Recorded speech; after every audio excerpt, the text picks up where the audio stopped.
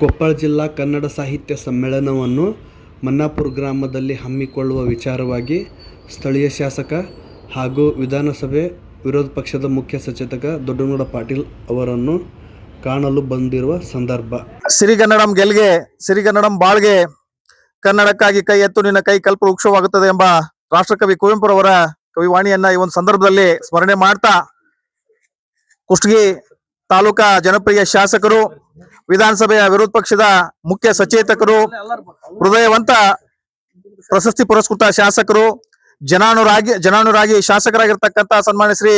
Doddanagouda H Patil ಸಾಹೇಬ್ರನ್ನ ಇವತ್ತು ಕೊಪ್ಪಳ ಜಿಲ್ಲೆಯ 14ನೇ ಕನ್ನಡ ಸಾಹಿತ್ಯ ಸಮ್ಮೇಳನವನ್ನ ಕುಷ್ಟಗಿ ತಾಲೂಕಿನ ಹಿರೇಮಣ್ಣಾಪುರ ಗ್ರಾಮದಲ್ಲಿ ಆಯೋಜನೆ ಮಾಡಲಿಕ್ಕೆ ಹಿರೇಮಣ್ಣಾಪುರ ಗ್ರಾಮದ ಎಲ್ಲ ಮುಖಂಡರುಗಳು, ಮಾಜಿ ಜನಪ್ರತಿನಿಧಿಗಳು, ಅದೇ ರೀತಿ ಕನ್ನಡ ಪರ ಸಂಘಟನೆಗಳವರು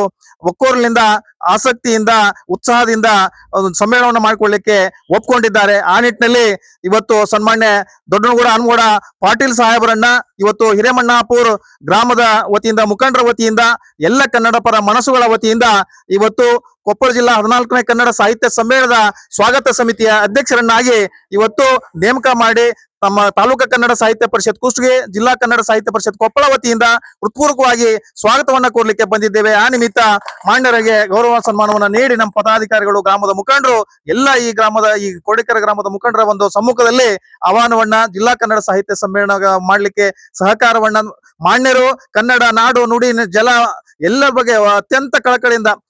ಕುಷ್ಟಗಿ ತಾಲೂಕು 13ನೇ ಕನ್ನಡ ಸಾಹಿತ್ಯ ಸಮ್ಮೇಳನವನ್ನ ಹೂಲ್ಗೇರಿಯಲ್ಲಿ ಆಯೋಜನೆ ಮಾಡಿ ಅತ್ಯಂತ ಯಶಸ್ವಿ ಮಾಡ್ಲಿಕ್ಕೆ ಸನ್ಮಾನ್ಯ ದೊಡ್ಡನಗೌಡ ಪಾಟೀಲ್ ಸಾಹೇಬರು ತಮ್ಮ ತನುಮಾನ ಧನ ಸಹಾಯ ಸಹಕಾರದಿಂದ